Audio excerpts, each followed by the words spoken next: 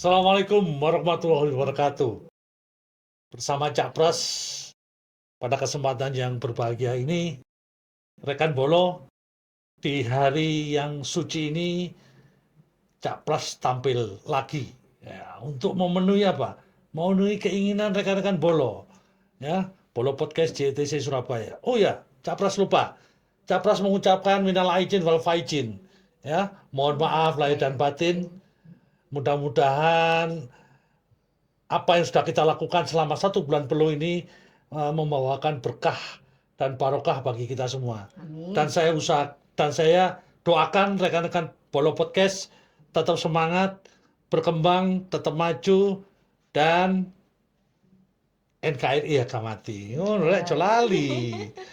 Oke, rekan Bolo Podcast. Pada kesempatan yang berbahagia ini, saya kedatangan tamu, di mana tamu ini sangat unik, ya, sangat unik kalau menurut Cak Pras sih. Nah, nanti rekan bola akan tahu lah nanti siapa beliaunya. Jadi beliaunya ini salah satu lulusan ITS, ya, statistik kalau nggak salah. Ini pengetahuan saya sih. Nanti langsung aja. Beliaunya ini berkecimpung mulai dunia bisnis oke. Dunia entertain oke. Terus kemudian apa namanya riset-riset, terus kemudian pelatihan-pelatihan, sampai di lingkungan kampus, sampai perguruan tinggi manapun, sampai lari ke parpol loh lah aku saja nunggu dia ya. Sampai terus kemudian berkembang mengembangkan sebuah bisnis, di mana bisnis ini memberikan dampak yang signifikan, terutama memberi masukan untuk PAD daerah, baik tingkat provinsi maupun kabupaten kota, bahkan peningkatan untuk pertumbuhan ekonomi secara nasional. Dan ternyata bisnis beliaunya ini sangat luar biasa sekali, ada di beberapa tempat. Nah, sebelum saya informasikan, beliaunya ini ya terus terang yang jelas satu cantik. Gak khawatir, pokoknya gak khawatir. Pokoknya wayu, ya, nomor lolo wetes, ya sih ciri khasnya Jawa Timur ngono. Wetes, terus pantang menyerah. Nah, iki yang perlu kita contohnya pantang menyerah. Oke, untuk menyikat waktu, saya akan pertemukan rekan-rekan semua Bolo Podcast JTC Surabaya. Beliau adalah Ning Elif. Gimana Ning, sehat Ning? Sehat, Nah, sehat, ini ya, sehat. Ning Elif ini kalau boleh dikatakan saya baru aja sih kenal. Nah, itu hanya luarnya. Saya juga enggak tahu apa perkenalan dari dalam kayak apa nih. Cuman perkenalan luar aja, belum sampai ke dalam. Oke, Neng Elif. Neng Elif, untuk kegiatan apa yang saya sampaikan tadi, salah satunya mulai bisnis, terus kemudian setelah lulus berkecimpung untuk membantu membuat kajian-kajian, riset, terus kemudian pelatihan-pelatihan. Sebetulnya yang diharapkan Neng Elif ini apa nih? Untuk untuk next untuk mengembangkan latar belakang Neng Elif di sini. Ya, sebelumnya para viewer untuk podcast, saya ucapkan selamat Hari Raya Idul Fitri, minal Idul Faizin, ya, gitu. Tetap semangat teman-teman. Jadi sebenarnya kalau urusan bisnis sih urusannya ceritanya panjang sih Cak Pras ya itu. Tapi yang pasti intinya jiwa fighter aja. Fight aja. Pokoknya pantang menyerah aja sepertinya itu. Karena memang lulus tahun 98 memang pas lagi reformasi kan. Oh ya, itu betul, pas betul. lagi krisis juga krisis ya. juga pekerjaan krisis. cari susah. Nah, itu. Oleh karena itu mungkin salah satunya di awal tahun 2000 hijrahlah di Jakarta. Jadi kalau saya dibilangin orang urbanisasi, memang urbanisasi. Tahun 2000 ya. Awal 2000 sampai sekarang. Jadi sekarang sudah menjadi KTP Jakarta Surabaya Coret tentunya begitu. Loh, gitu. Oh iya, jadi KTP. Medeni. Oh, gitu ya. Jadi tahun 2000 itu sudah melancong lepas dari Surabaya ke Jakarta ya? Jadi Jakarta. Jadi kerja di konsultan marketing. Oke. Karena background-nya statistik ya, statistik. Jadi ngolah data, analisa data itu memang karena background statistiknya di situ. Gitu, Oke. Ja, gitu. Ning, aku bingung dengan Ning. Artinya bingung begini. Sebetulnya yang dilakukan di Jakarta itu sampai terus kemudian ya, mohon maaf, mengembangkan bisnis atau usaha bahkan apa namanya di Surabaya ini kalau nggak salah ini saya dengar salah satunya membuka apa rumah kopi Nusantara kalau nggak salah ini. Benar. Nah, ini sebetulnya sejarahnya kayak apa sih, Ning? Jadi kalau rumah kopi Nusantara itu sejarahnya itu kalau di awal banget ya sebenarnya kalau bisnis coffee shop sebenarnya saya diajak oleh partner saya sekarang gitu. Partner Jadi apa pacar? Oh, partner ya, oke. partner itu namanya Pak Erika. Beliaunya itu alumni ITB, jurusan fisika teknik. Teknik fisika atau fisika teknik lah. Pokoknya senior saya di atas 6 tahun lah kalau nggak salah gitu lah itu. Karena beliaunya itu memang dulunya memang bina petani kopi. Nah, kan dia tahu itu, beliaunya tahu kalau saya kan suka nongkrong ya namanya kerjaan di konsultan kan. Nah, konsultan ketemu temen nongkrong mencolok sini gitu. Terus kemudian diajak lah. Sebenarnya pertama kali kenal beliau tahun 2012 kalau nggak salah saya itu gitu. Nah itu ayo diajak karena saya ya udahlah akhirnya ikutlah investasi gitu. Itu pertama kali di Taman Mini kita di Taman Mini ya? Taman Mini itu. Nah itu apa sih konsepnya lah itu? Konsepnya itu adalah karena pada waktu itu memang kopi belum happening seperti sekarang sih gitu. Jadi apa ya istilahnya kayaknya hasil dari kopi dari petani kayak kurang dihargai apa sih? Padahal itu petani kopi itu kalau menanam kopi kan harus dirawat benar, metiknya pun juga harus dipilihin, bukan petik hijau tapi petik merah-merah gitu kan gitu. Kalau sekarang mungkin petani lebih edukatif ya, lebih pinter lah gitu daripada dulu yang langsung narik kalau sekarang itu. Lah akhirnya saya tertarik lah belajar kopi, sebenarnya ujungnya sih supaya cuan itu. Biasa dasar otak kan, bau cuan alhamdulillah coffee shop gitu. Jadi pertama kali kita buka coffee shop rumah kopi Nusantara itu di Taman Mini tahun 2014. Nah, setelah itu saya belajarnya learning by doing aja.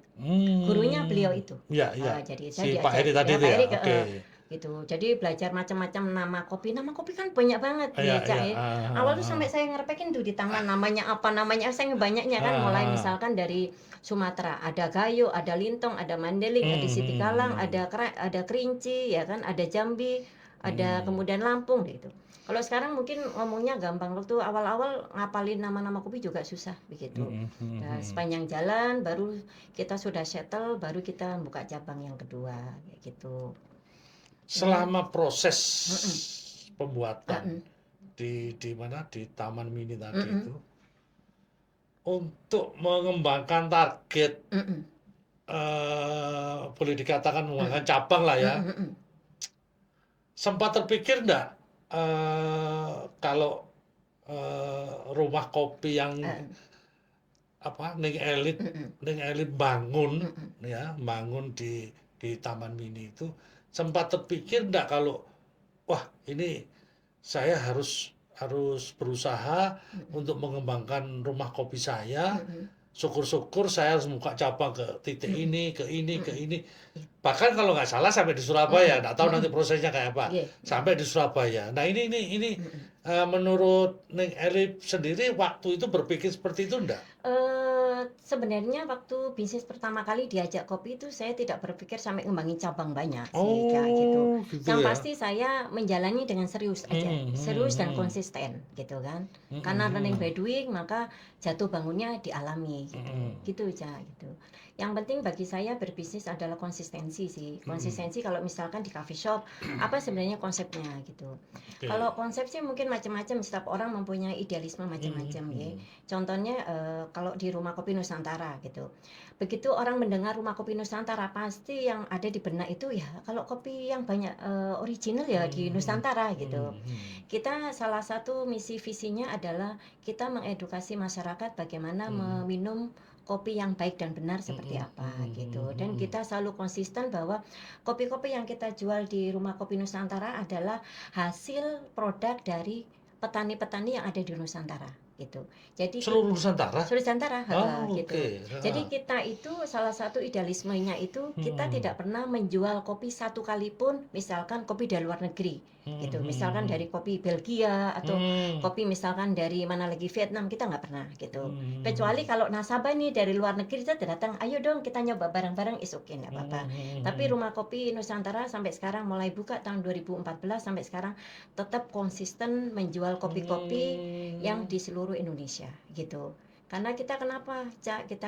Karena negara kita negara volcano, Cak. Kita itu harus meyakini bahwa kopi kita kopi terbaik dan kopi kita kopi enak. Karena kopi itu tumbuh di daerah pegunungan gitu. Dengan banyak kopi di Nusantara berbagai macam pegunungan, pasti cita rasanya akan berbeda.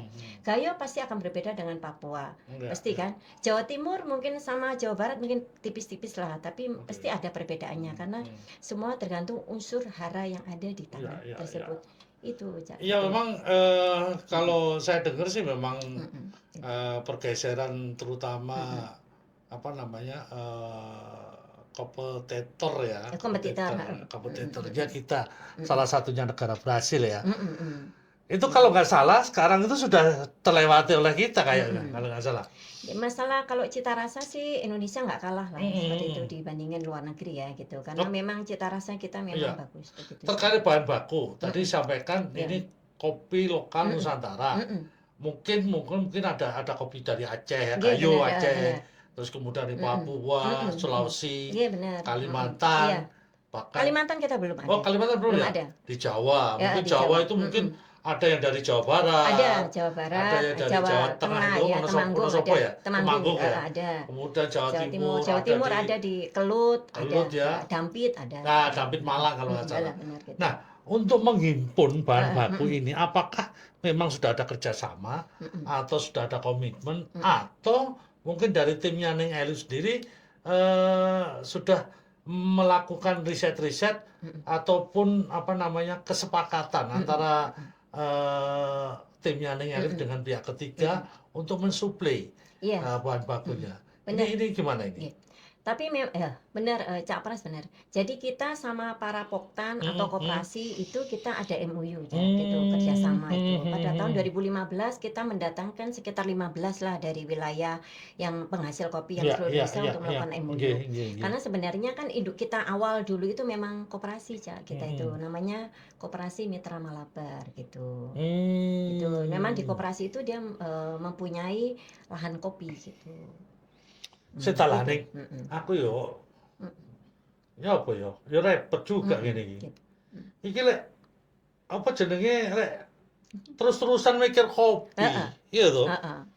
Apa gak kepikiran rumah tangga, ta yo opo ngono ning mosok golek cuan, terus cuane lek dadi wake, kaya opo cuane Hening. Tapi sebenarnya kalau bisnis kopi itu dinikmatin saja sih, Cak. Saya itu tidak menjadi beban karena kan mulai tahun 2014 sampai sekarang kan udah sekitar hampir 10 tahun ya. Artinya sistem kan sudah tersistem kan. Semua sudah tersistem, sudah ada SOP ya, sudah outlet sudah jalan kayak mesin saja bagi saya. Mungkin di awal-awal tahun 2014 sampai tahun 2017-an lah gitu, saya memang jagain benar itu. Karena apa? Karena itu kan masih proses belajar saya. Membuat sistem, membuat SOP, namanya learning by doing saya gitu. Kecuali ilmu saya sudah ada, langsung terjun enak gitu. Kalau dulu kan kayak orang cemplungin aja terus ngeraba-ngeraba apa gitu, jadi jatuh bangunnya di situ. Kalau sekarang sih tinggal kita kan kalau kopi Rumah Kopi Nusantara kan konsepnya misalkan contohnya ya, kita sudah jelas nih target market kita. Target market kita adalah middle up. Kita tidak mainnya di middle low aja, kita nggak mainnya pricing gitu. Tapi kan kalau secara marketing kan kita segmentasi kan ada 3.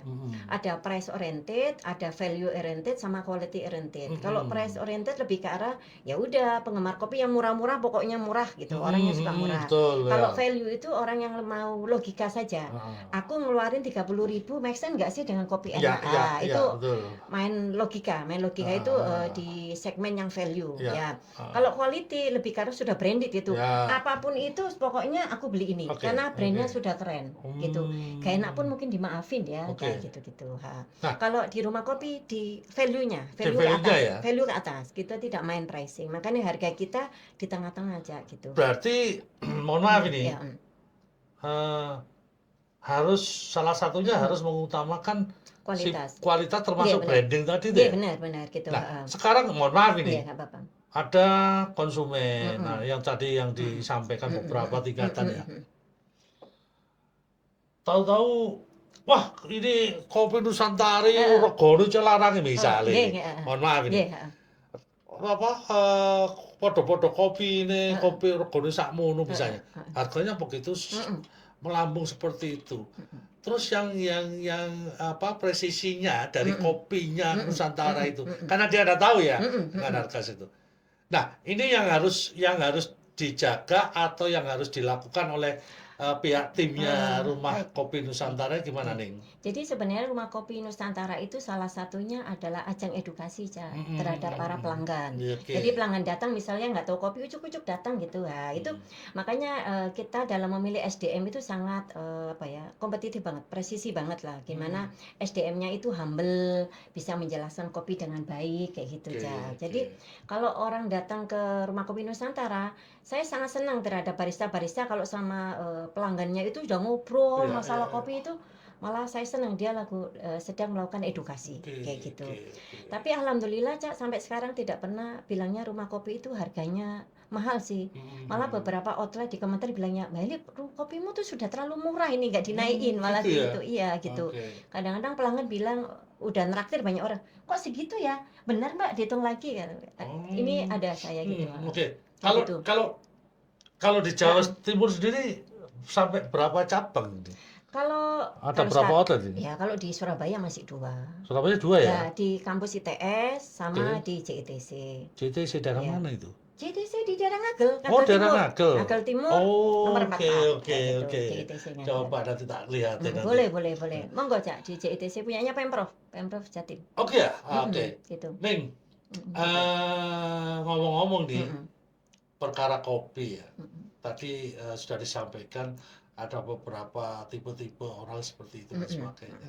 Nah, selama ini yang dikeluhkan dari beberapa konsumen terhadap Rumah Kopi Nusantara apa nih kira-kira? Yang mungkin yang sudah terdengar pernah, atau yang sudah disampaikan. Pernah suatu saat kalau kita kan kejadian, pernah suatu saat itu pelanggan misalkan capres nih biasa diladenin oleh barista namanya Elif. Nah kan udah tahu nih mintanya misalkan double shoot, kemudian gula arennya sepertiga tiba-tiba saya mungkin nggak masuk atau digantilah itu. Jadi padahal menu secara resep sama misalkan gitu ya, sesuai itu. Tapi mungkin karena udah biasa namanya Elif yang ini jadi sok-sok kok rasanya udah beda ya. Bisa aja sugesti itu. Kayak gitu aja gitu. Padahal kita Rumah Kopi Nusantara sudah mempunyai standar sih. Bahwa kalau cappuccino itu segini, kalau misalkan V60-nya segini sudah. Karena kita itu ada weekly meeting ya. Setiap Sabtu kita ngumpulin itu, misalkan ada keluhan dari pelanggan seperti apa, kemudian salesnya naik atau turun, kita evaluasi di weekly meeting.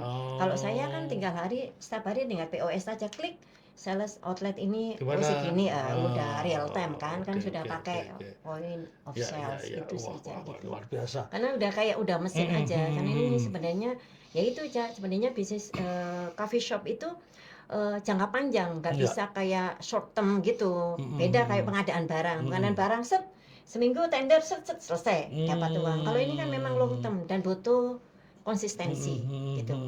Dan kesiapan mental lah intinya di situ. Bolo podcast. Nah, ini Elif ini patut dicontoh ya untuk aspirasi kita semua. Kita ketahui tadi sudah disampaikan beberapa hal ya pada saat beliaunya itu setelah lepas dari perguruan tinggi, terus kemudian mengembangkan melalui pelatihan-pelatihan, riset itu dan sebagainya.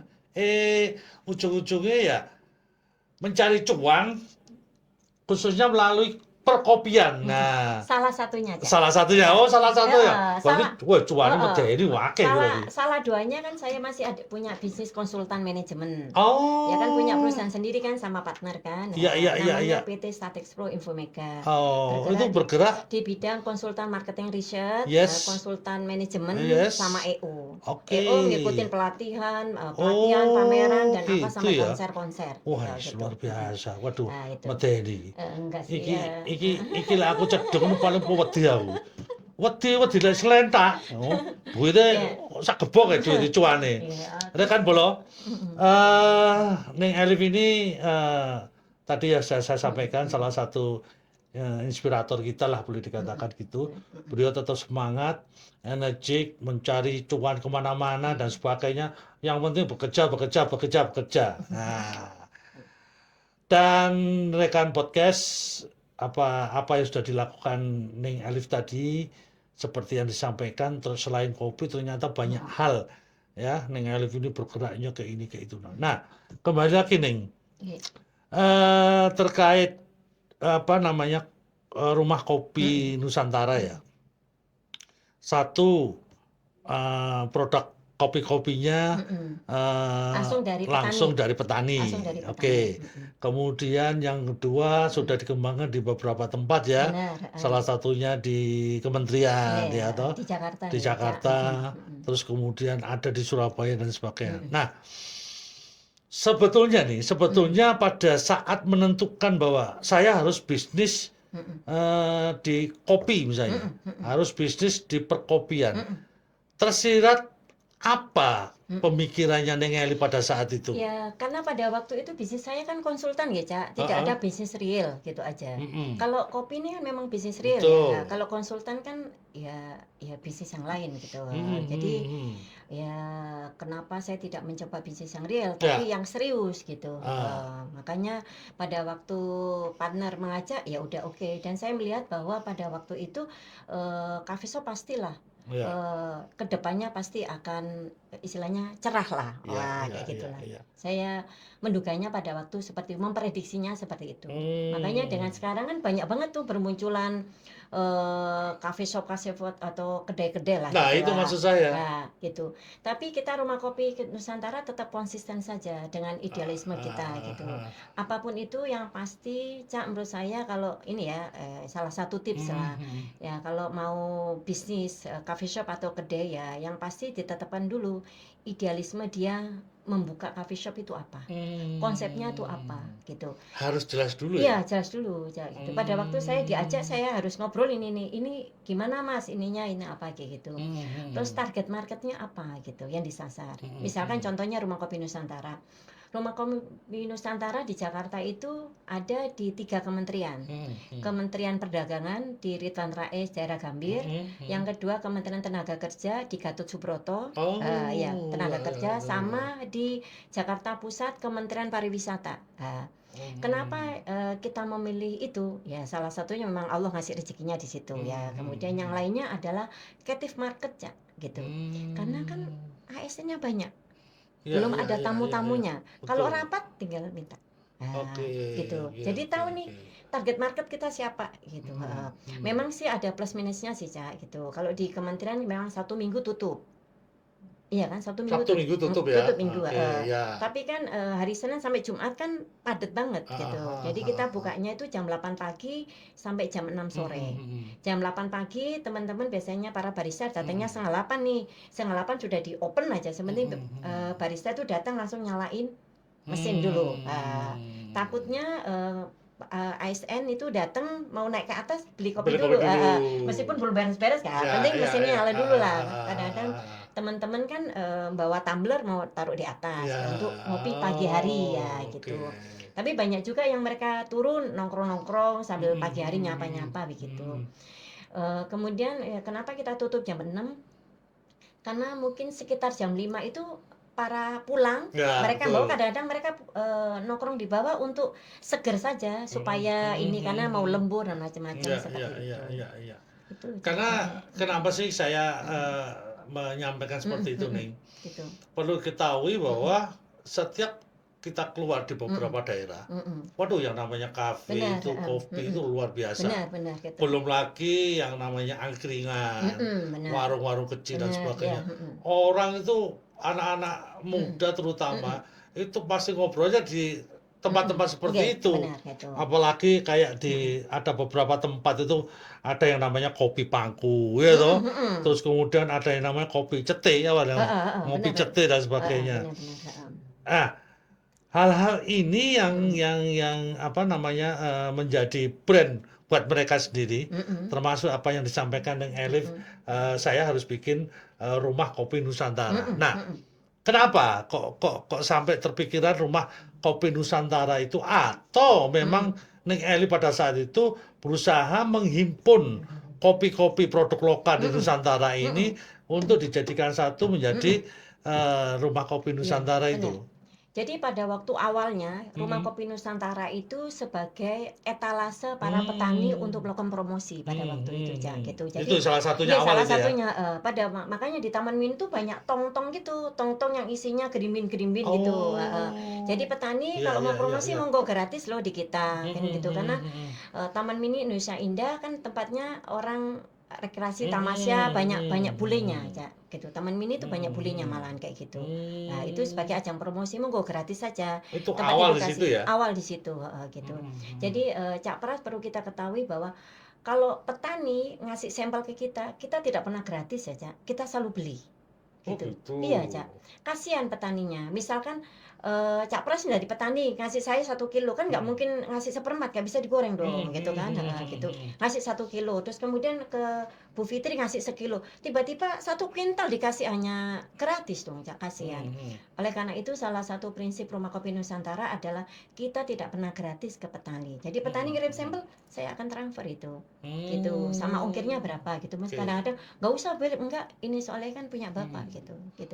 Terus terkait dengan SDM, tadi sudah disampaikan Benar, sama SDM. Neng Elif ya, Ya, benar. SDM ya. Nah, SDM ini di dalam proses penataannya untuk pengelola apa namanya pelaksanaan kopi Benar, yang ada di lapangan atau baristanya ya. Benar, barista.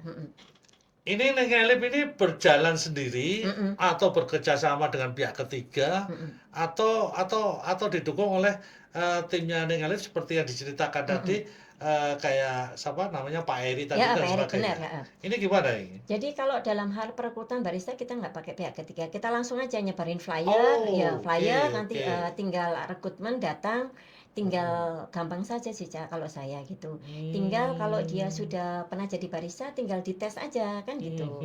Karena ini kan tidak nulis Yes, langsung saja.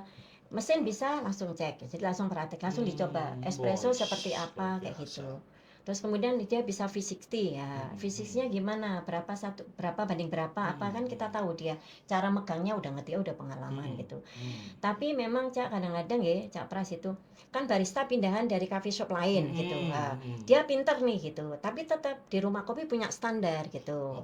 Jadi tidak yang dari coffee shopnya dia backgroundnya dia terus pindah ke Kopi Nusantara ngikutin dia, enggak, Cak, gitu.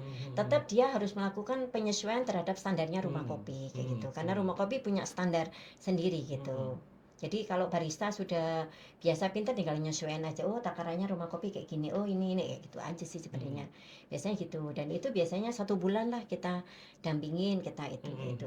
Karena kalau di Rumah Kopi Nusantara itu saya sama partner saya Pak Erik itu tugasnya enak aja gitu. Tugasnya beliau adalah urusan kualitas gitu. Kalau saya urusan operasional gitu. Kalau begitu ada kopi nggak enak, saya tinggal komplain ke beliau. Mas, cek Mas, gak enak itu di outlet sana gitu. Oh iya, langsung ditanya kenapa, dia akan datang ngecek mesin atau apa itu kayak gitu, Cak. Jadi sebenarnya kalau Elif ini seorang Elif Krismawati satu enggak sih, Cak, kan ada partner kan. Oh, keren banget. Enggak kayak gitu. Saya itu. Ya gitu. Kalau masalah tetap, Cak, saya sama barista itu bukan ngetes sih sebenarnya. Ya hari ini misalkan barista A gitu, misalkan baristanya Caca gitu ya, gitu. Nanti saya minta A, mungkin besok saya minta barista yang lain itu dinakan misalnya Iqbal. Bal, aku buatin dong itu V60, aku udah lama nggak ini Bu, ya udah Flores Bajawa deh gitu, Cak. Gitu.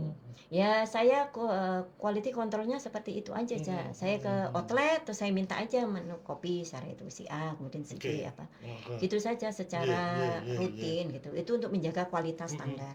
Ada juga sih pengalaman ternyata kok rasanya begini udah. Ini PR untuk weekly meeting nih ya gitu. Untuk standarisasi ini Ning, kualitas menu itu.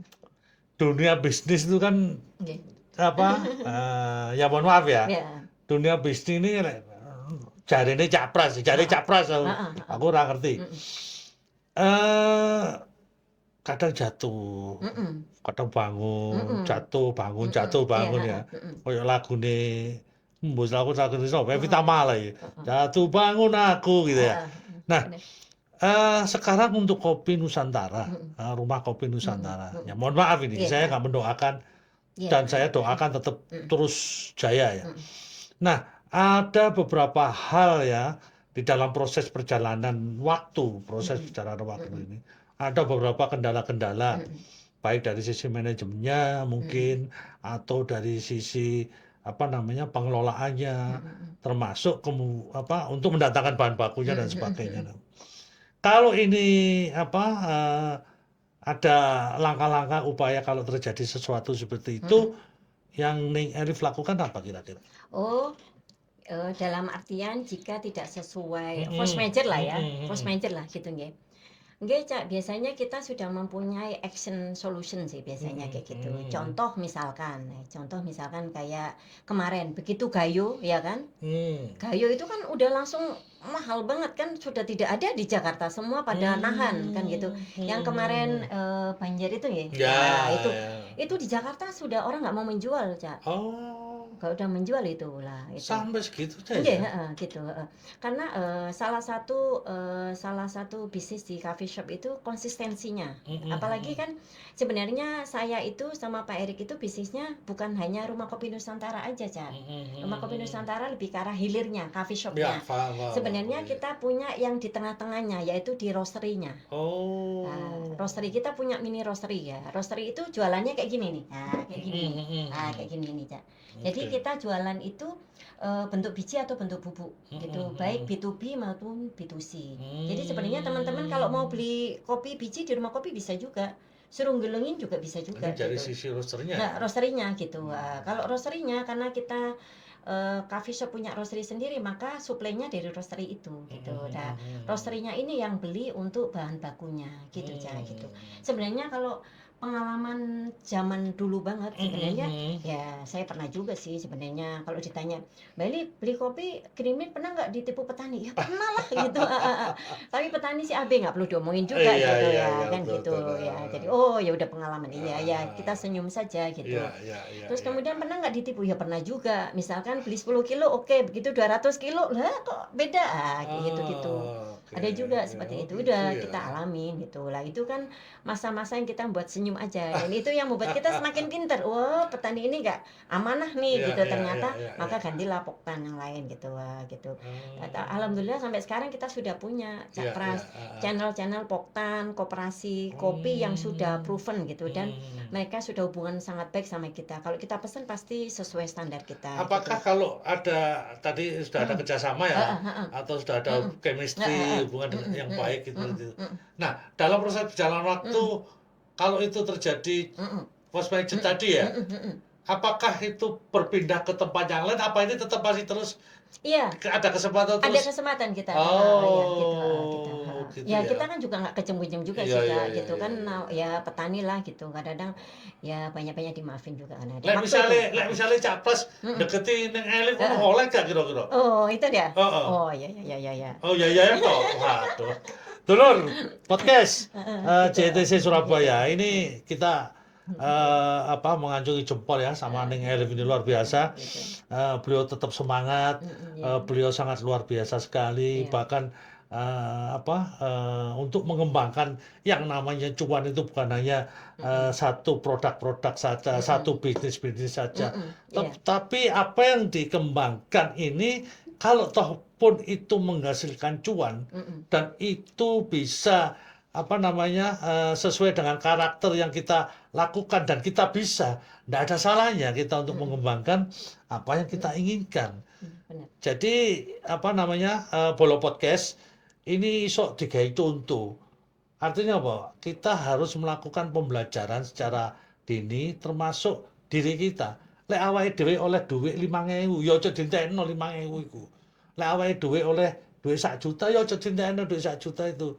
Ya minimal sing 300 lah atau sing 500 sisihno. Dan ini terus dikembangkan pelan-pelan. Dan insya Allah apa yang keinginan kita, apa yang harus kita lakukan apabila kita berpikir positif, hasilnya pasti oke kok. Contohnya ini Elif ini, aku sampai wedi saja nih. Saya tadi datang pertama lihat beliaunya, aku wedi. Aku kata ngomongnya apa? Delok tok ae sampai gemeter wayune koyo ngono. Lho ya apa? Kembali lagi nih. Nggih, Pak. Ning Elif, sebetulnya yang Ning Elif harapkan ke depan, khususnya apa di Rumah Kopi Nusantara untuk pengembangannya, bahkan mungkin tidak menutup kemungkinan apa namanya entertain lainnya yang akan dikembangkan nantinya. Nah ini sebetulnya yang diharapkan Elif ini sampai sejauh mana sih? Sebetulnya apa next kedepannya itu? Iki aku di usaha ini kudu piye. Tapi di sisi lain saya pengen mengembangkan ini dan sebagainya. Gimana menurut Neng Elif sendiri? Kalau saya sih masih sampai saat ini masih tetap konsisten saja nggih, Cak. Kita masih untuk bisnis realnya saya masih konsisten saja di kopi gitu. Saya tidak mau bercabang yang lainnya karena seperti saya bilang karena bisnis itu butuh konsisten dan keseriusan. Seperti itu. Karena kan saya sudah punya bisnis yang lain yang konsultan itu lah. Jadi barengan saja karena kan harapan saya sih nanti Rumah Kopi Nusantara ada cabang yang lain gitu, tambah itu. Saya sudah ada tawaran sih suruh buka di Semarang, di Bandung, kayak gitu. Ya biasalah teman-teman gitu, kayak gitulah. Lah aku nak melu awakmu ini. Aku wis timbang podcast ini bosen. Kau le apa ning aku ning? Hah? Melu awakmu ning? Ya. Aduh. Oke, Ning. Gitu. Terakhir Boleh. apa harapan Ning Elif segala sesuatunya sudah tercapai minimal untuk memberikan contoh buat teman-teman rekan-rekan podcast apa namanya JTC Surabaya, tetapi sebetulnya kepada generasi-generasi muda kita, kader-kader muda kita untuk ke depan itu harus bagaimana sih? Ataukah nantong ini ngantong aku oleh iki dan sebagainya, atau memang harus lebih disemangati karena sekarang itu sekolah itu bukan menjadi acuan yang pertama. Artinya mohon maaf kalau saya lulusan ekonomi, saya juga harus mengembangkan di sektor ekonomi misalnya. Ternyata enggak seperti itu. Di teknik misalnya, saya lulusan teknik ITS misalnya, saya juga belum tentu saya mengembangkan sektor teknik itu, bahkan saya bisa mengembangkan sektor-sektor yang lain. Nah, ini mungkin Ning Elif mempunyai ramuan khusus lah untuk menginformasikan pada rekan-rekan podcast, bolo-bolo podcast dan terutama anak-anak muda kita, adik-adik kita untuk mengembangkan kemandiriannya ke depan. Baik. Monggo, Ning. Terima kasih, Cak. Jadi adik-adik sama viewer ya yang masih muda-muda itu intinya yang pertama harus semangat, Pak. Gitu ya, semangat ya, Cak, semangat gitu. Terus kemudian berani untuk mencoba sesuatu hal yang baru. Tapi yang terukur ya, Cak, yang terukur. Jangan mentang-mentang terus langsung itu. Jadi semua tetap terukur sama. Pada waktu saya membuat coffee shop pertama kali semua terukur aja. Jadi ya kita ngitung resiko dan macam-macamnya seperti itu. Terus kemudian yang ketiga adalah selain mencoba hal-hal yang baru dan berani tapi terukur adalah yang penting kita siap mental aja. Gitu. Karena kan kita tidak tahu juga kan gitu. Misalkan contoh Rumah Kopi Nusantara. Waktu tanyain Mbak Elif pada waktu Covid gimana itu Rumah Kopi Nusantara? Saya nyungsep loh, Cak. Gitu.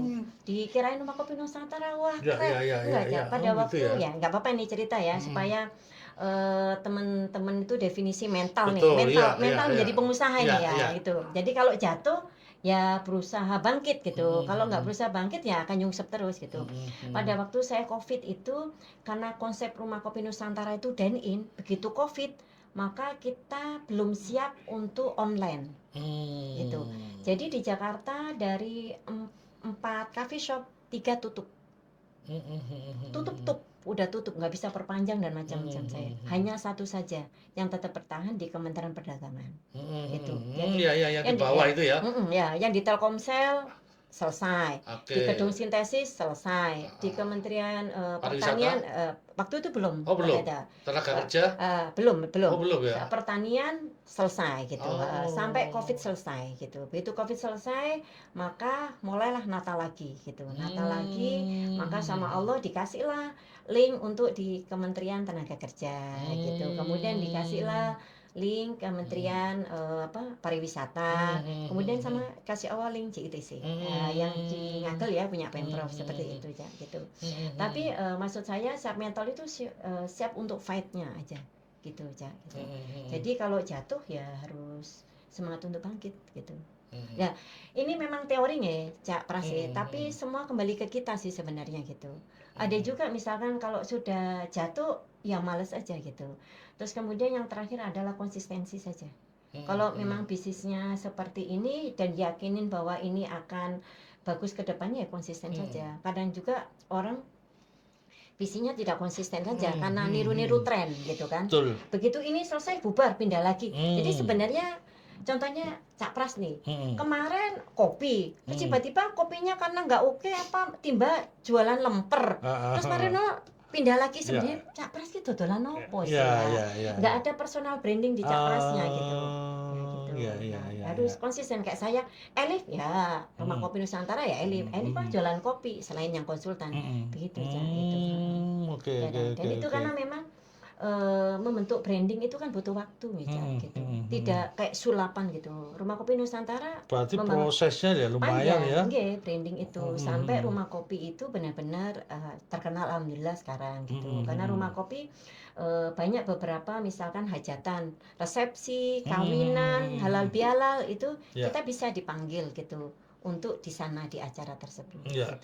Kayak gitu aja gitu. Jadi adik-adik yang penting hal seperti itu ya gitu. Saya senang sih adik-adik kalau mau mencoba entrepreneur kayak gitu deh, tidak terkukung oleh dunianya itu. Saya jurusan statistik bisa ke kopi gimana? Ya itu tetap. Itu tadi, makanya nggak nyambung ya. Iya. Tapi kalau mau disambung-sambung, oh ya, kalau mau disambung-sambungin, tapi tidak ada namanya ilmu yang tidak berguna. Pasti ada ilmunya yang kita tidak sadar bahwa kita melakukan itu. Saya melakukan forecasting, melakukan ini kan ilmu statistik juga, Cak, gitu. Betul. Ya, memprediksi dan macam-macam Ya, ilmu statistik gitu. wis kalah aku lek segini kalah. Aku iso ame ngono to. Aku kandhane pokoke nang ngarepe apa ning Elif iki wis ta lah abot. Rekan Bola podcast. Itu yang disampaikan oleh Ning Elif. Kita harus lebih banyak belajar. Apapun yang kita lakukan, pastilah kalau kita sudah komitmen, kita sudah meyakini bahwa semua itu karena Allah ya apa-apa ya njaluk nang Gusti Allah. Ojo terus kena diparingi mek suwun tok mari ngono. Begitu gagal njaluk maneh nang Gusti Allah. Enggak ngono. Tapi minimal ada konsisten. Meyakini bahwa ini pilihan saya harus mengembangkan ini dengan cara apa ya, harus belajar banyak, prosesnya panjang dan perlu berproses nih Cak. Betul, tidak instan, tidak kayak membalikkan terutama mewujudkan dalam sebuah branding gitu. Artinya branding itu jenengan sampean kabeh konco-konco kabeh podcast harus mempunyai harus mempunyai cawan itu mesti apa jenenge pentole sing putih-putih kok misale. Cawan itu apa jenenge campure sing gawe susu ditambahi madu misale. Jadi ada branding di situ. Ada diferensiasi. Ada diferensiasi, betul. Oke, Bola Podcast mungkin ada berapa hal yang disampaikan, mungkin ada pertanyaan mungkin. Belum ada. Kalau belum ada pertanyaan ya mudah-mudahan next nanti kalau toh pun ada, nanti kita sampaikan bahwa podcast next ke depan nanti akan Cak Pras sampaikan. Sementara itu ya, Neng Elif, Baik, cukup ya. cukup. Apa maneh? Apalagi nggih? Turu bareng kemarin. Surabaya panas Oh banget. panas, waduh, Masya copot Allah. tenang maning. Panas-panas. Oke, rekan Bola Podcast, terima kasih dan sekali lagi Cak Pras mohon maaf yang sebesar-besarnya apabila ada prakata atau kata-kata yang mungkin tidak berkenan, kami mengaturkan permohonan maaf, tapi ya iku mau sing jenenge guyonan Surabaya iku ya wis ngono iku. Ya, jenenge Cak Pras. Apa-apa ya pasti Pras. Ya Pras sukses, kabeh sukses. Oke, terima kasih. Billahi taufik wal hidayah. Wassalamualaikum warahmatullahi wabarakatuh. Waalaikumsalam warahmatullahi wabarakatuh. Terima kasih, Neng.